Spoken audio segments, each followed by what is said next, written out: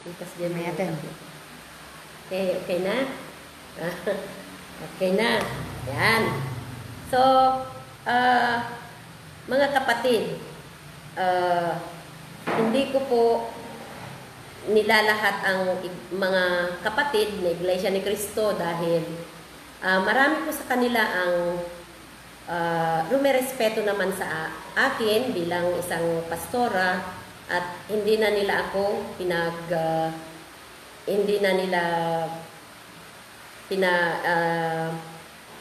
pinagpipilitan yung kasi alam na nila. Pero para kay kapatid na Bernard, sasagutin ko lahat itong mga katanungan mo. At saka itong kung ano ang isasagot ko dito sa proposal mo. Pero una sa lahat, yung sinabi ko na hindi ko nilalahat kasi actually naman talagang pinupuri ko naman ang mga kapatid sa Iglesia ni Cristo dahil sa kaayusan, maayos. Kung yung sinabi mo dito na dadalo ako sa mga pagpupulong, mga pagtitipon, kapatid na Bernard, nakadalo na ako since 1978 pa po. Kasi tumira po ako sa uncle ko pong, tiyuhin ko pong Iglesia ni Cristo. Ministro po ng Iglesia ni Cristo. Pero ngayon, yumauna po siya. Kaya, bagamat talagang nirerespeto ko rin ang mga kapatid ko na kung yun ang decision nila at yun ang naunawaan nila, nirerespeto ko yun. Kaya hindi na kami nagbabangayan sa aming family. Pag nag-get together kami, tawanan na lang yung mga happy kami kasi nagtutulungan kami magkakapatid. Yun.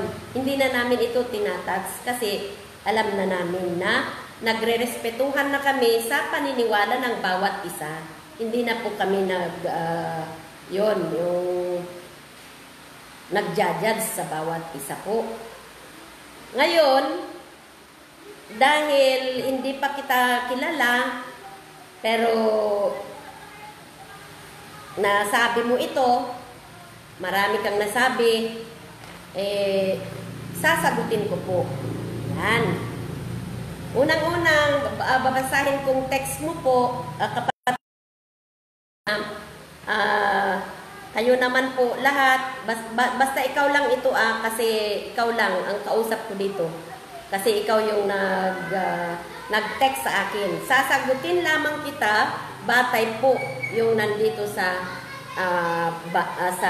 banal na kasulatan. At sa kung ano ang nararapat po. Ang text mo po dito ay ito.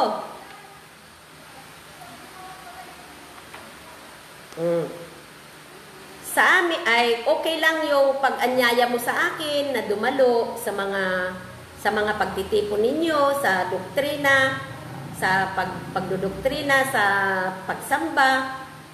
Okay lang naman kasi invitation lang naman yun. Pero po, dito, itong mga susunod na mga chat mo sa akin. Sabi mo dito, sabi niya dito mga kapatid, makakapulot din kayo. Kung ano yung isasagot ko kay kapatid na Bernard, makakapulot din kayo ng mga aral. Ulitin ko po, si Brother Bernard lang ang kausap ko dito, hindi yung buong Iglesia ni Cristo po. Kasi hindi naman po sila lahat ganito ang sinasabi. Okay? Pero kung masagasaan man po yung mga doktrinang sasagutin ko, yun po ay talagang yun ang aking pagkaunawa. Hindi ko ipipilit sa inyo kung mali ang pagkaunawa ninyo o kaya'y basta ito po yung aking pag-unawa at sana po respetuhin nyo yung pag-unawa ko rin. Yan. Sabi ni Brother Bernard, Sa amin po, sa Biblia, isa lang ang tunay na religiyon, Iglesia ni Cristo. Sa araw ng paghuhukom, ay kinikilala lang ng Diyos at Panginoong Kristo na mga pumasok sa kawan, Iglesia ni Cristo, sapagkat sila'y katawan ng Panginoong Jesus, na kung saan siya ay Pangulo ng Iglesia, kabalangkasan ng taong bago. Lahat na hindi kasama sa taong bago o kaya Iglesia ni Cristo at Pangulong Kristo na ulo ay hindi maliligtas po. Okay. Ang tinutukoy mo dito, kapatid, ay yung Iglesia ni Cristo na relihiyon o kaya simbahan na itong kinaaaniban mo ngayon. Di po ba? Kasi sabi mo dito ay INC. Iglesia ni Cristo. Yan. Ang sinabi mo dito, basahin ko muna yung karugtong ng iyong chat. Kaya nga po, para hindi malabag ni Kristo ang Diyos, bumalangkas ng taong bago. Ang ulo ay si Kristo at katawan, Iglesia po. Dahil sa batas ng Diyos na ang kabayaran ng kasalanan ay kamatayan. Para mag-Iglesia ni Kristo, mga lingkod niya na pumasok sa kawan o Iglesia na nagkasala ay kanyang panagutan dahil katawan niya at siya bilang ulo ng taong bago ang mananagot na kasalanan ng kanyang katawan. Wala sa lahat ng religion yan, ma'am. Sa Iglesia ni Cristo lang po. Yan, ang ibabasa ko lahat bago ko sasagutin, bago natin sasagutin. Ito rin yung sinabi, next chat mo. Next chat na po, niya po. Sikapin nyo makadalo po sa doktrina, madam. Iglesia ni Cristo lang ang totoong religion. Kung hangad nyo maligtas sa araw ng paghuhukom, may paghuhukom po kasi. Ito rin ang isa pa. Sana pag-isipan mo itong sasabihin ko. Iisa lang ang tunay na iglesia. Iglesia ni Cristo. Sana makadalo kayo sa doktrina or pagsamba ng Iglesia ni Cristo. Sabi pa niya sa akin, manalangin ka, sister, at pakiusapan mo ang Diyos na ipakita sa iyo ang daan patungo sa Kanya. Kaya nga po, dumalo kayo or pakinggan ang mga program. Panoorin nyo po pasugop program ng INC. Yan. Meron pa dito. Nasa Biblia kasi iyon. Ang Diyos ang nagsabi. Kaya totoo yun. Tungkol naman sa, huwag mong pagbatayan ng dahil sa pastor or nag-aral ka pa, dapat unahin mong alamin sino tunay na Diyos at tunay na relihiyon. Yang kinalalagyan mong relihiyon, hindi yan ang totoo. Mag-research ka pa. Ano kalagayan ni Kristo? Pinakamaganda, sister, dumalo ka sa doktrina ng Iglesia. Itabi mo ang pride. Yung gagamitin mo puso at talino mo. Sabay manalangin ka sa Diyos po. Isipin mo muna, mangangaral ka sa tao. May kinikilala ng Diyos na sugo. Siyang dapat mangaral. Dapat muna mag-INC ka para magkaroon ka ng karapatan, lumapit at humingi ng tawad sa Diyos. Ko? Meron pa. Okay lang, pero dapat unahin mo alamin sino ang tunay na Diyos. Papaano siya dapat sambahin? Ano po si Kristo?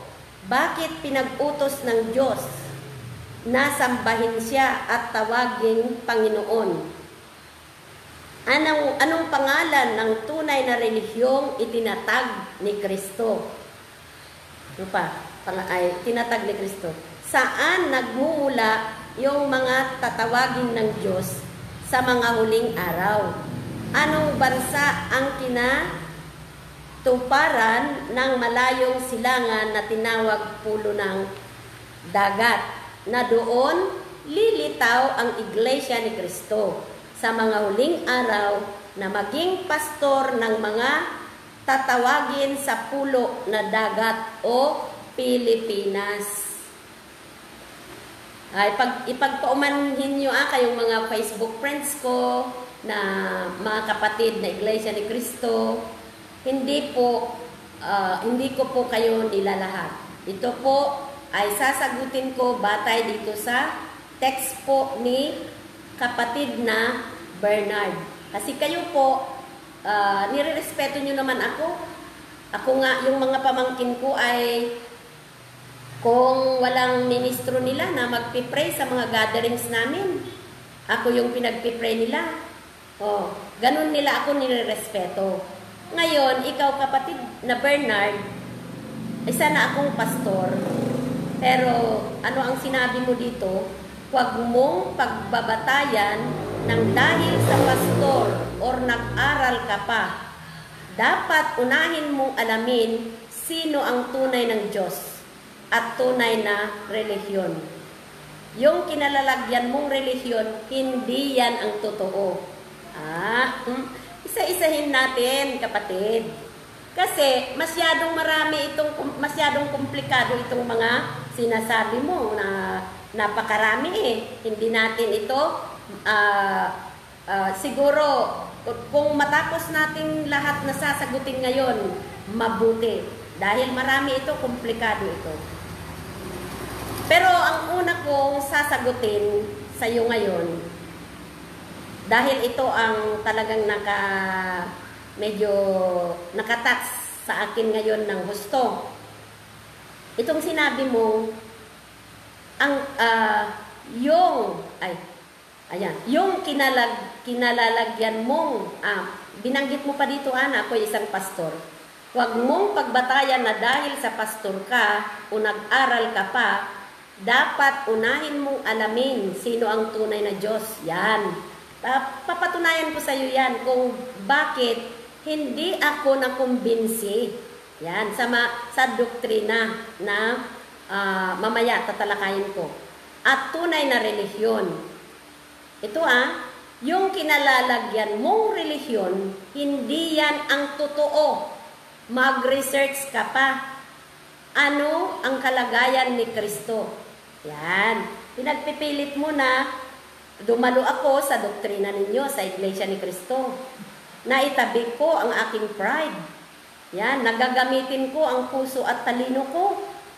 At manalangin ako sa Diyos. Kapatid, baka ikaw ang hindi nakakaalam sa mga salita ng Diyos. Bakit? Hindi mo ba alam na ang daming bersikulo ang nagsasabi na huwag tayong manghusga? Hindi ba panghuhusga itong sinasabi mo? Na sinabi mo dito, hindi yan ang totoo. Yung kinalalagyan ko, hindi ito ang totoo. Nako, mag-research pa daw ako. Bakit ikaw ba, kapatid? Tinanong ko sa iyo kung ministro ka ba? Bakit ikaw talagang bihasa ka na sa mga salita ng Diyos? Kung bihasa ka, sige, ngayon, isusulat mo lahat na verses na sasabihin ko at pag-aralan mo ikaw na ikaw lang. Para kung open-minded ka talaga na hindi ka lang nakikinig sa pangangaral ng mga leader ninyo, mabasa mo talaga, maunawaan mo. At kung hindi mo man maunawaan, re-respetuhin ko yan At sasabihin ko rin sa iyo, kung maipaliwanag ko lahat na kasagutan ko sa mga tanong mo at hindi mo maunawaan, respetuhin mo rin na yun ang naunawaan ko. Dahil yung sinabi mo na pupunta pa ako sa mag-aral ako sa mga doktrina ninyo, tapos na kapatid. Kasi po, 1978 pa lang ako noon, nung tumira ako sa uncle ko. Kapag may pinupuntahan sila, binabasa ko lahat na religion, ay na books patungkol po sa Iglesia ni Cristo. Grade 6 pa lang ako noon. At alam mo kung bakit hindi ako nakumbinsi ng uncle ko? Kasi lahat na hinahanap ko na katanungan na para makontento ako, binasa ko doon sa mga books na yun. Pero sasabihin ko sa iyo mamaya kung bakit hindi ako nakumbinsi. Pero unahin ko munang sasagutin ito. At alam mo, kapatid na Bernard, ayaw ko yung nakipag-high bloodan. Ayaw ko yung, naku, masisira lang ang course ko. Diba? Yung sinabi mo na dadalo ako sa mga pagpupulong. Yung mga debate nyo nga, napakinggan ko halos lahat na debate sa iba-ibang religion, napakinggan ko na yan. Yung pasugo na sinasabi mo dito na babasahin ko, halos nabasa ko na yung mga pasugo ninyo. Pati yung mga kapatid ko na nagdadala ng mga nababasa ko rin. May mga kapatid ako na kasapin ninyo. Binabasa ko rin pag meron akong Pero yung sinabi mong mag-research ako, na-research ko na po dahil sa tagal po nung bata pa ako na tumira nga ako doon sa uncle ko, halos lahat hinalugkog ko dahil sabi ko sa kanya, bago ako mabautismuhan uncle, sige, so papayag ako na maging Iglesia ni Cristo kung makontento ako sa mga doctrines nyo, sabi ko, kapatid. Kaya wag mo na akong pagpipilitan na makinig muli sa kung kaninong church dito. Matagal na po kami yung mga pamamahayag. Ay, alam ko yun. Alam ko na yun. Kasi nagsisimba ako. Nung pa sila uncle, nakikipagsimba ako. Hinahangaan ko yung religion ninyo. Kasi, lalaki ng mga churches, very orderly. Pero tapatin kita, kapatid. Sa doktrina, meron akong, hindi po ako nakontento. At meron pa rin akong isang natuklasan sa aking sarili. Kung sarili ko lamang ang sasabihin ko, hindi ko sasabihin, hindi nyo naramdaman, pero para sa akin po, nung nasa po ako, nung nakikijoin po ako, ang kulang na hindi ko naramdaman po ay yung pagkilos ng Holy Spirit po. Yan. So, igalang nyo na yun talaga ang aking naramdaman. Pero, dito sa mga doktrina, ito na. Yan. Pero bago natin talakayin yung mga doktrina, at sana may ballpen ka dyan para itanong mo rin doon, pag-aralan mo rin na ikaw lang. Yan.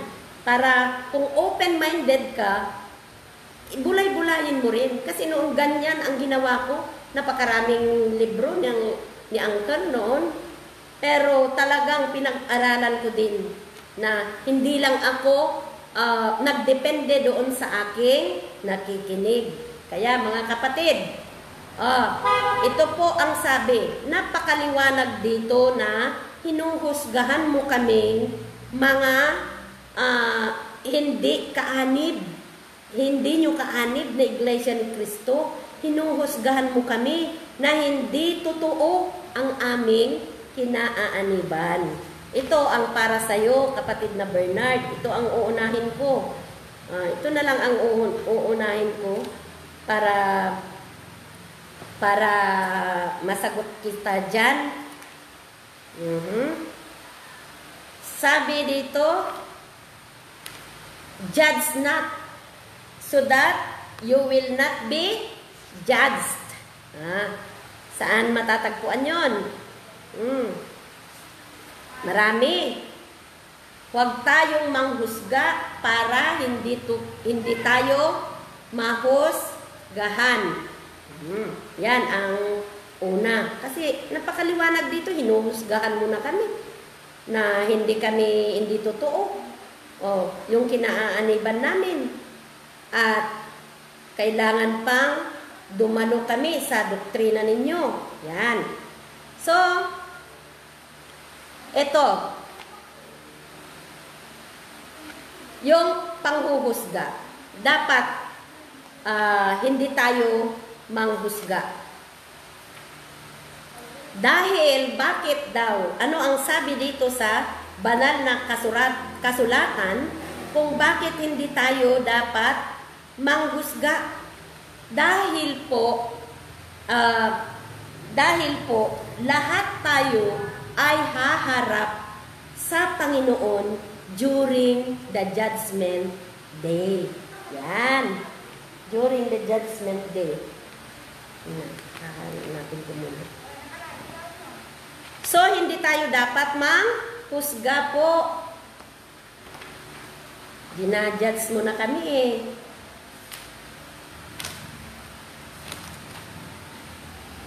Yan.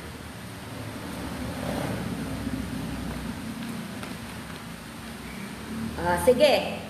Bago ko babasahin yung tungkol sa panghuhusga. Unahin muna natin yung sinabi mo dito na dapat alamin kung para hindi malabag si Kristo ang Diyos, sabi dito.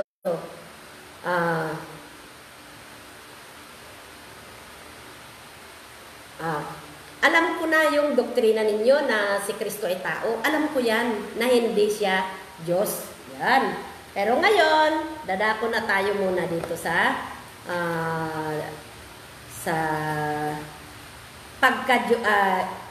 is Christ God? Ganon.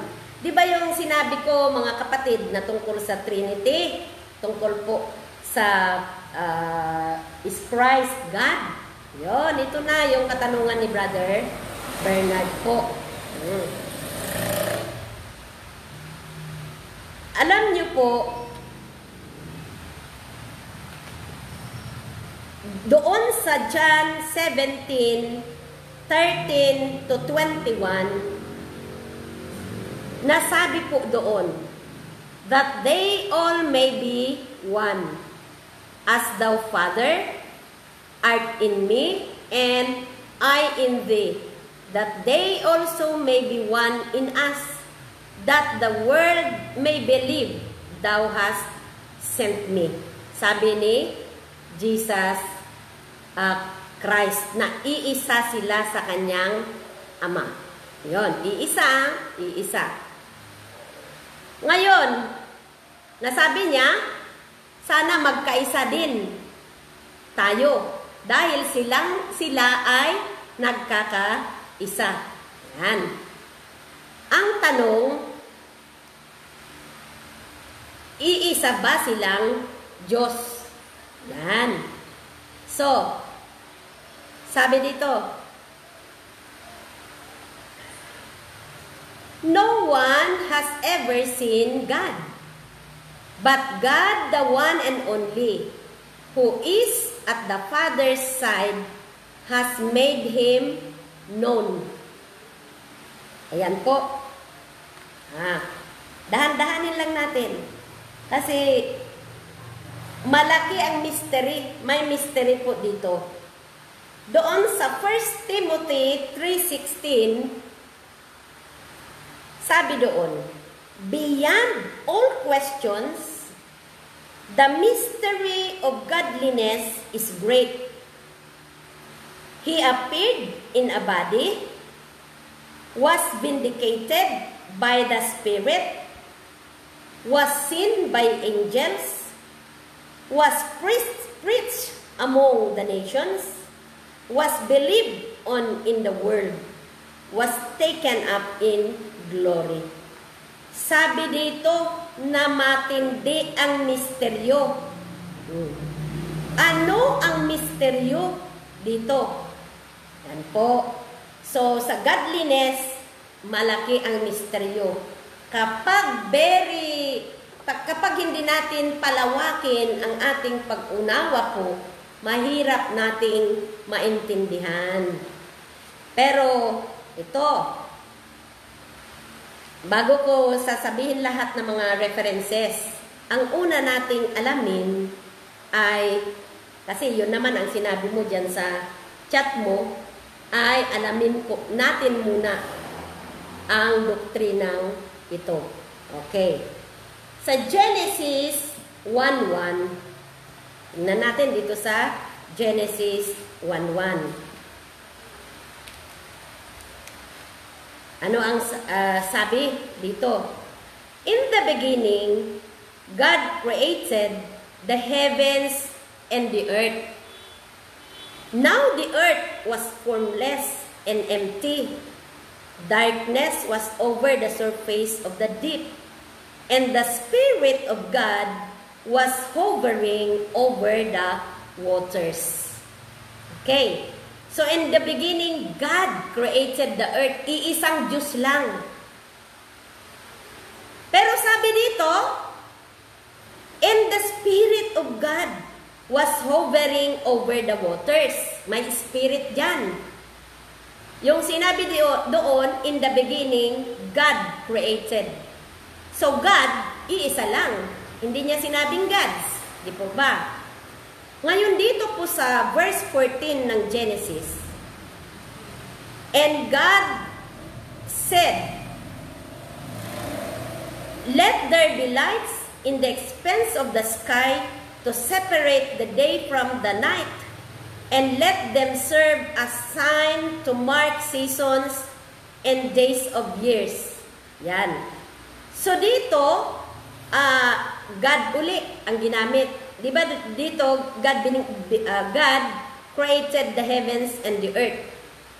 Dito po, sabi dito, and the Spirit of God was hovering over the waters. Nabanggit dito ang Espiritu. Ngayon, sabi sa mga sumunod, God uli. God made them to great lights. Ngayon, dito sa verse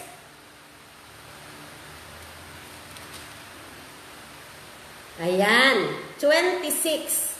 Sa verse 26, then God said, let us make man in our own image, in our likeness, and let them rule over the fish of the sea, and the birds of the air, over the livestock, over all the earth, and over all the creatures that move along the ground.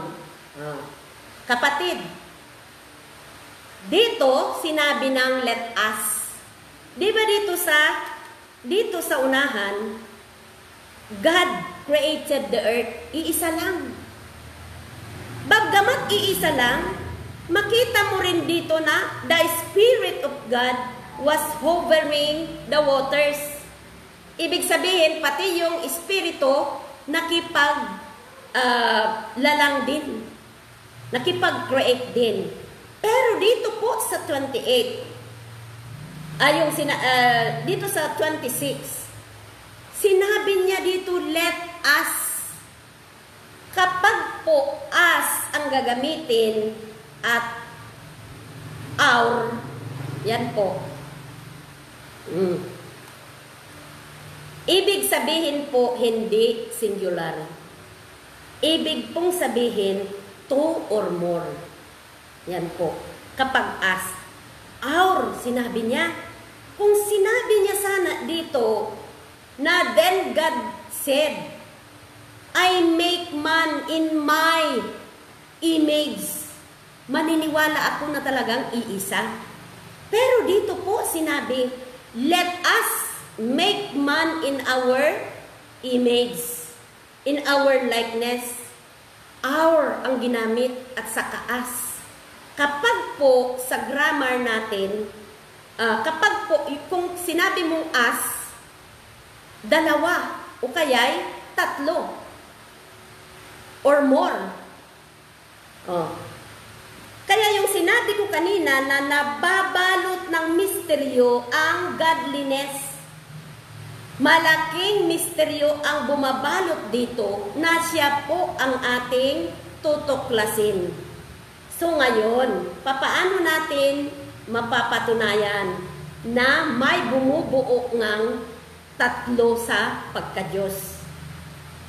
Dito, sinabi nabanggit na dito ang Spirit, nabanggit ang Father, nabanggit din dito ang let us.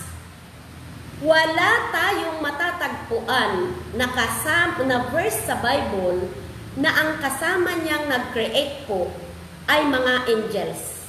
Wala. Yan. Pero patutunayan ko sa iyo na si Jesus Christ ay nakipag-create din. Yan. Na si Jesus Christ ay nakipag-create din. Kasi si Jesus Christ po in the beginning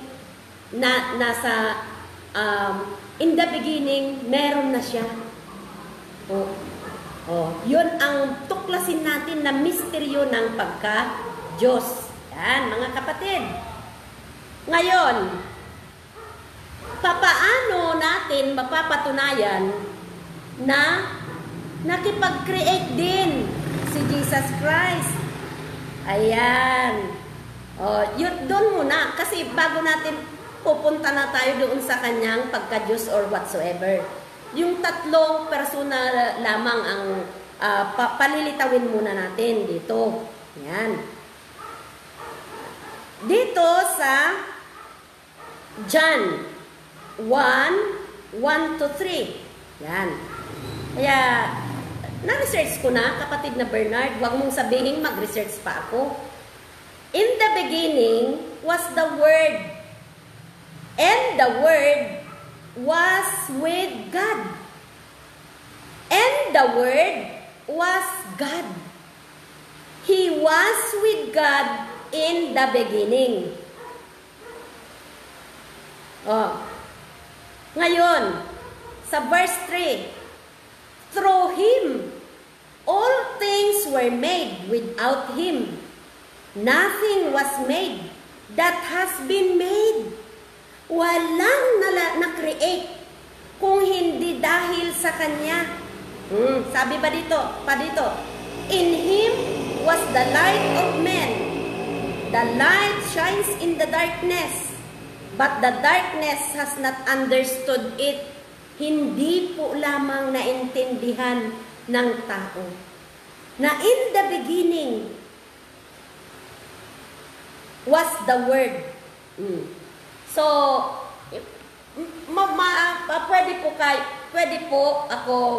pwede po tayong gumamit ng illustration dyan.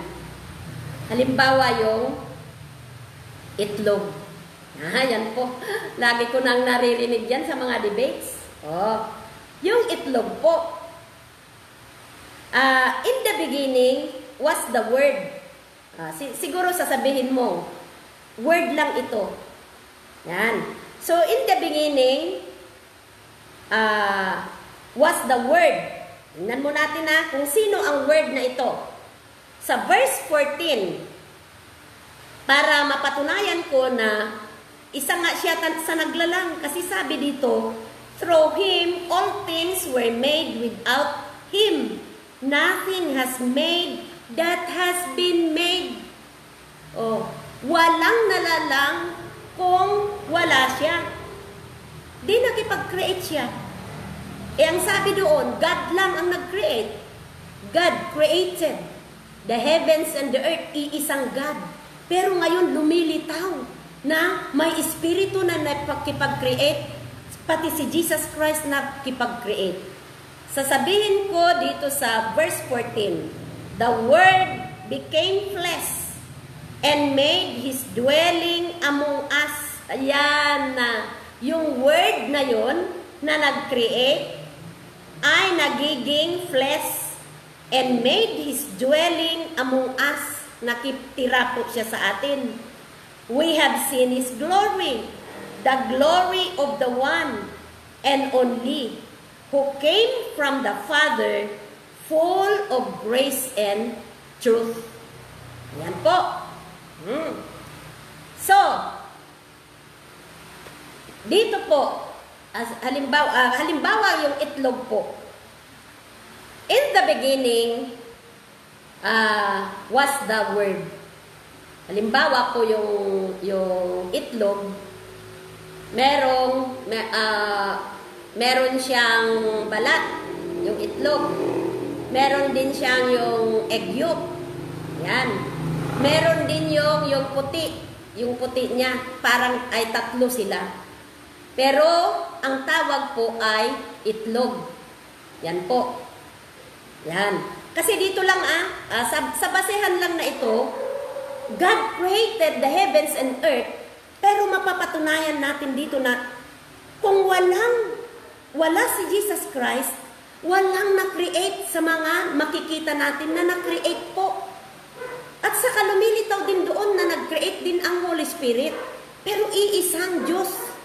Yan po. Meron na itong try but in unity. Try unity. Na itong tatlo, iisa po. Pero may tatlo sila pero iisang Diyos. Tulad nung yung itlog, meron siyang balat. Meron siyang puti, meron ding egg yolk, pero kapag tatawagin mo, ano ba yung ulam ninyo? Itlog. Kahit binalatan na niya, ano ba yung ulam ninyo? Itlog. Kahit tinanggal na yung puti, egg yolk na lang ang natira, ano ba yung ulam ninyo? Hindi niya sasabihing egg yolk, hindi niya sasabihing puti ng itlog, hindi niya sasabihing balat ng itlog, pero ang sasabihin niya ay itlog. Parang ganun din ang Diyos. Ngayon, ito ang maliwanag. So, bago natin, kasi magdidepende, kung hindi natin matatapos ngayon itong mga paliwanag ko, iyon na naman ang itutuloy natin sa next Bible study. Yan po. So, yun ay ano lang muna, pahapyaw pa lang yun. Hindi pa tayo nakarating sa talagang masiselang bahagi. Ayan, is Christ God. Pero yung tri-unity, marami pa po tayong pero pahapyawan natin yun, pahapyawan din natin ito, then more sa references next meeting po kapag para hindi mabitin yung at least matouch natin ang bawat isa dito, mapahakyawan lang muna. Yan.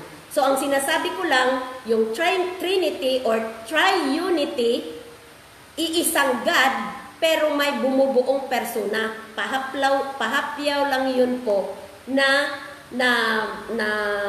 explanation. Marami pa po. Pahapyawan lang natin para hindi tayo mabitin dito sa mga sinabi. Yun lang ang magpapatunay muna.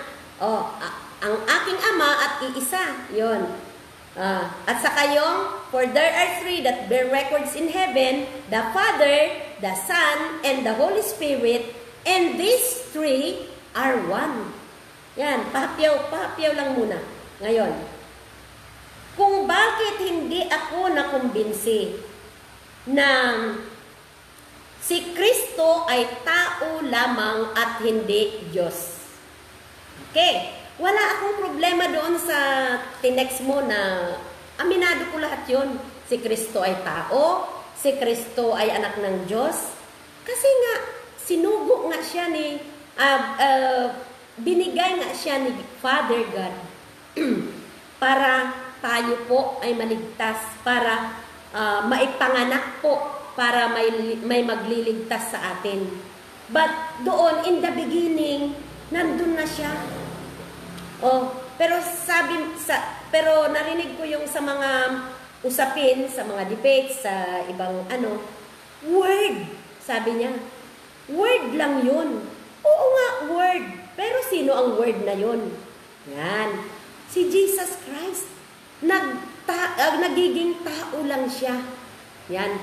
Kasi binigay ng Ama para magiging tao. Kaya nga, mga kapatid, dito sa Bible study natin, di ba sinabi ko na yung sa Old Testament, dito nasusulat before the birth of Jesus Christ. Pero dito, nandito na si Jesus Christ. Uulitin ko yung sinabi ko dito na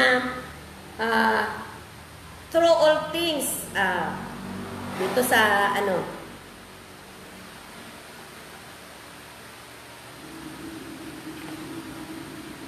na sinabi na nung nandoon pa lang siya,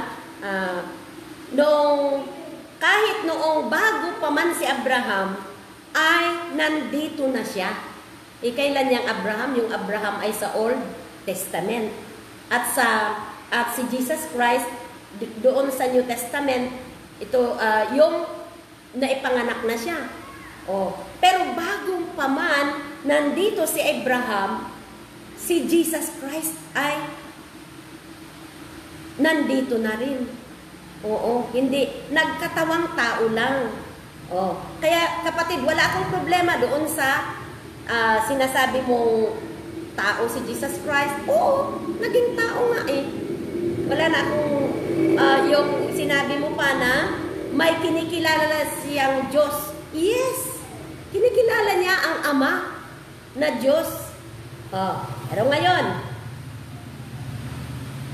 kung bakit, siguro sasabihin mo, kung Diyos si Kristo, ay kung Diyos ang Ama, Diyos si Kristo, Diyos ang banal na Espiritu, di tatlo na ang Diyos.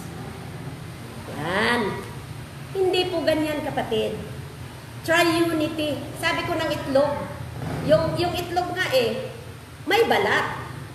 May puti, may yellow, pero ang tawag doon ay itlog po. Ngayon, kung ang sasabihin mo sa akin ay yung 1 plus 1 plus 1 equals 3, pag mong kalilimutan, kapatid, na sa ating equation, ng equation o kaya sa ating matematika or mathematics, hindi lang addition ang pwede. Pwede pong 1 times 1 times 1 equals 1 po. Yan. Pero dito lang, ibinabase lang po natin sa mga salita ng Diyos. Bakit may sinabi dito na kung wala si Jesus Christ, walang na-create? Bakit sa pilitan na sasabihin natin na nung una wala siya? Yan. Ngayon, dadako tayo dito sa pahapyawan natin, bagamat puro pahapyaw lang. Kaya po ang dami dito, ang dami kaya. Kaya po, maganda naman, nagpapasalamat naman ako sa iyo na i-open ito para po marinig din ng iba. This is the time po siguro na marinig din ng mga at bahala na. Basta sa akin po, kapatid na Bernard, kung igalang nyo lang po yung kung ano po yung ng kalooban ng Lord sa akin. Kung ipinahintulot niyang ako po ay mangaral, wag po kayong manghusga. Hindi nyo po ako pwedeng husgahan. Kasi tayong lahat ay haharap po tayo sa Panginoon. Dahil po sa aking pagkaunawa. Huwag niyong i-judge kung yun ang aking pag-unawa. Batay po sa mga napapag-aralan dito na salita. Yan. Is Christ God? Yan. Babalikan natin yung John 1:1. Ano ang sinabi doon sa John 1:1? Napakaliwanag na doon. Kaya dito sa John 1:1, sabi dito, in the beginning was the Word, and the Word was with God, and the Word was God. Sino ang Word na ito? Dito po sa verse, saan yun? Yung sa Verse 14. The Word became flesh and made His dwelling among us. We have seen His glory, the glory of the one and only who came from the Father, full of grace and truth. Sino po? Napakaliwanag na si Jesus Christ. Siya po ay nagiging flesh. So si Jesus Christ. Okay, kung si Jesus Christ po yung Word, dahan-dahanin natin. In the beginning was Jesus Christ. Kasi siya nga yung Word. Diba? In the beginning was Jesus Christ, or Word. And Jesus Christ, or Word, was with God. And the Word, or Jesus Christ, was God. Napakaliwanag po. Kaya po, nakakatakot. Dito po ako, hindi na kumbinsi.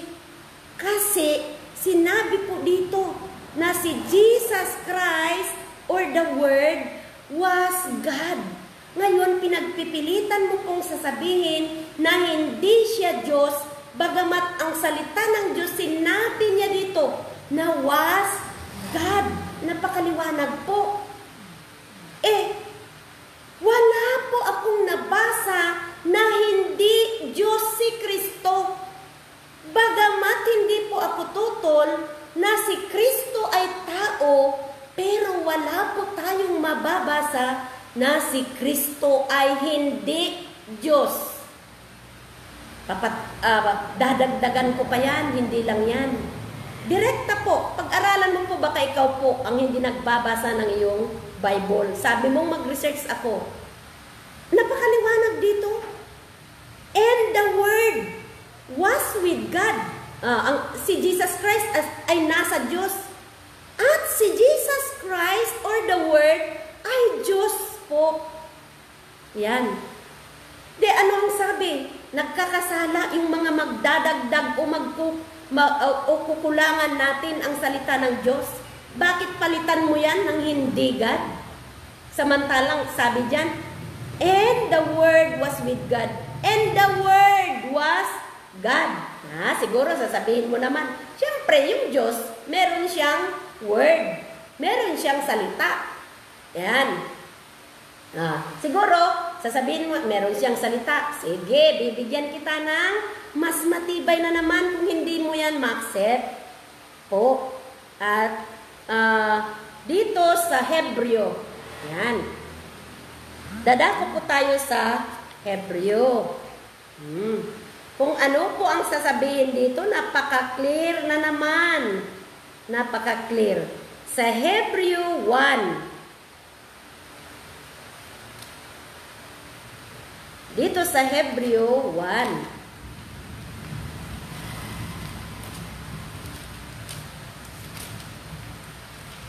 mas maganda yung ganitong Bible study kaysa yung nagsisigawan doon sa debate. May ano doon. Ay naku, hindi mo may papaliwanag ng gusto doon. Kasi bulyawan yun. Hindi yun kanais-nais. Ibubulyaw mo yung mapanindigan mo lang yung doktrina nyo po.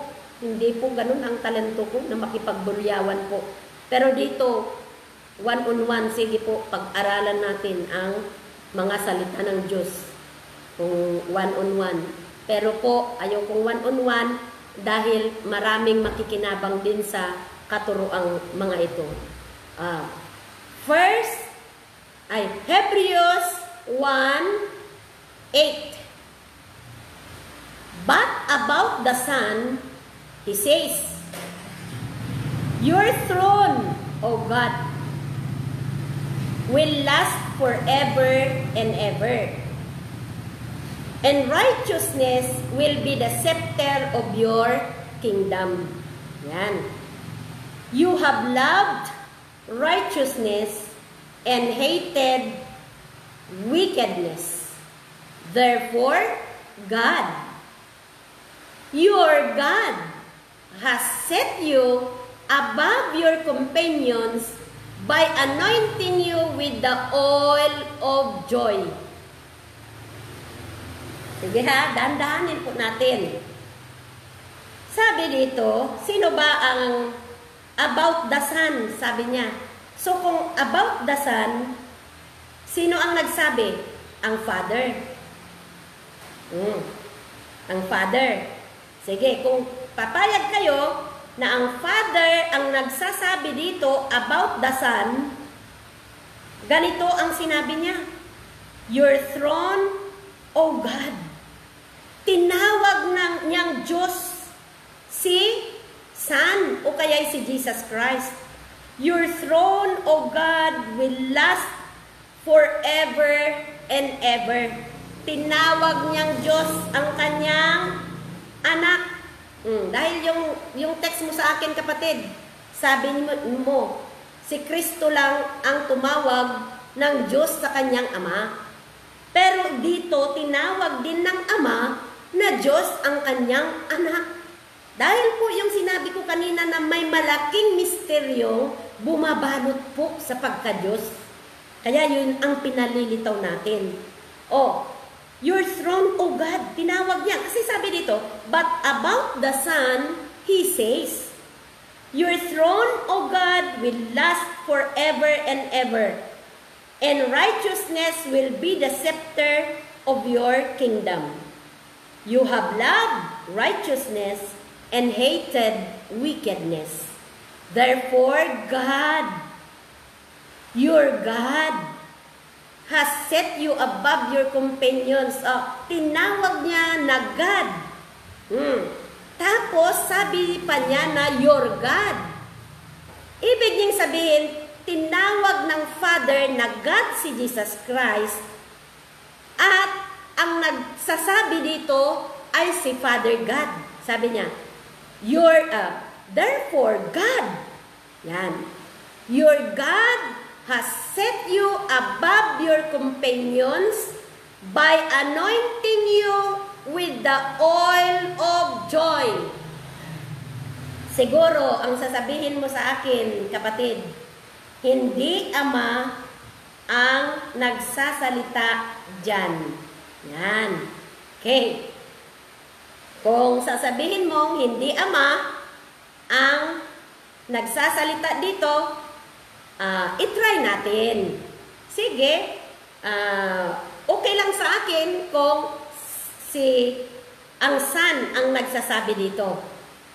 Ngayon, kung si Jesus Christ ang nagsasabi dito, sabi niya, kung si Jesus Christ ang nagsasabi kay Father God, uulitin kong babasahin.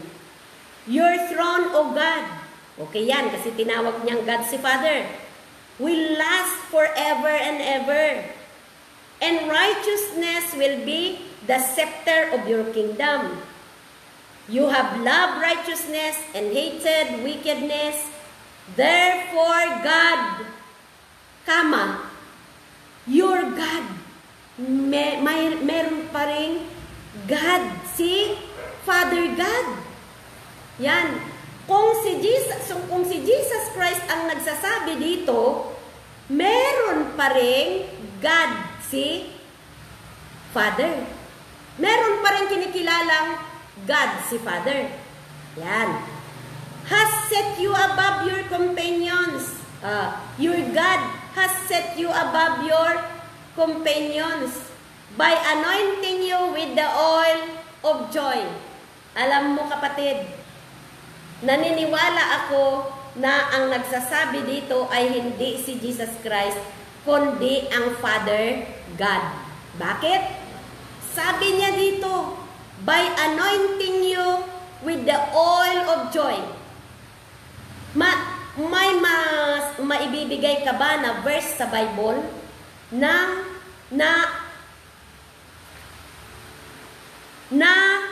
nabigyan ng anointing with the oil of joy maliban kay Jesus Christ? Alangan naman na ang Father ang nabigyan ng anointing ng oil of joy dito. Hindi. Si Jesus Christ ito. Yan so napakaliwanag na si Father God, kinikilala rin niya na God ang kanyang anak dahil nga sila ay iisa. Ayan. Pero nagkatawang tao lamang, isinugo lang niya sa sanlibutan para magkatawang tao. Pero in the beginning, nandun na sila. Yung tatlo na yon, Father, the Son, and the Holy Spirit, ay kahit noon pang before the creation of the world, nandyan na po sila. Kahit sabihin mong, pagsasapilitan mong si Father God yung una, dadako tayo dito sa verse 10. Kung si Father God yung nagsasalita dito sa Hebrews 6, dito sa Hebrews 8 to 9, babasahin natin dito sa 10. He also says, in the beginning, O Lord, you had laid the foundations of the earth, and the heavens are the work of your hands. Mas lalo na naman. Na madidiin ang paniniwala natin dito na hindi Diyos si Kristo at hindi siya nag-create. Bakit? Kung ang nagsasabi dito ay ang Father God, kung hindi mo ma-accept na si Father God ang nagsasabi doon sa 8 at saka 9, dito po sa 10 at saka 11, tingnan mo. Kung si Father God ang nagsasabi dito, kasi hindi nga siya, kung hindi siya yung nauna, mas lalo na naman. In the beginning, O Lord, you laid the foundations of the earth, and the heavens are the work of your hands. Ibig sabihin, pinatutunayan ng Ama na si Jesus Christ ang naglay ng foundations of the earth, and the heavens are the work of His hands. Mismong mga kamay ni Jesus. Yan ang nag-create. Yan, napakaliwanag po. They will perish, but you remain. They will all wear out like a garment. You will roll them up like a robe, like a garment. They will be changed, but you remain the same. And your years will never end. Ayan. Sabi pa dito, to which of the angels did God ever say, sit at my right hand until I make your enemies a footstool of your feet? Yan po, napakaliwanag dito na ang Ama, dito nga sinabi dito, but about the Son, He says, kaya huwag niyo pong kukulangan. Tungkol sa anak, sabi niya, your throne, O God, tinawag niya na God, si Jesus Christ. Tinawag din niya na nag-create siya sa world. Yan. Kaya mapapatunayan na natin yung as, na yung isa na nag-create doon ay si Jesus Christ. Tatlo na sila. Yan. Tatlo na po sila. Kasi yung Holy Spirit, it hovers the waters. God created the heavens and earth, sabi niya. Tapos, mapapatunayan natin na nag-create din si Jesus Christ. Yan po ang misteryo ng Diyos na iisa. In the beginning, God created the heavens and the earth. Iisa lang ang Diyos. Pero po, mapapatunayan natin nga nakipag-create si Jesus Christ, nakipag-create ang Holy Spirit. Yan po yung tinatawag na triunity. Yan. Apyaw pa lang yan. Ang dami. Dami po. Huwag mo na akong pag-research. Naka-research na po ako. Kapatid na Bernard, baka ikaw ang dapat mag-research po. Yan. So, sinabi din dito.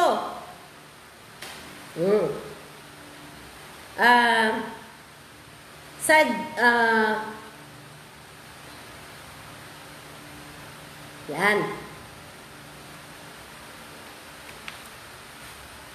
Sa John 10:30 to 33. Ano ang sabi doon? I and the Father are one.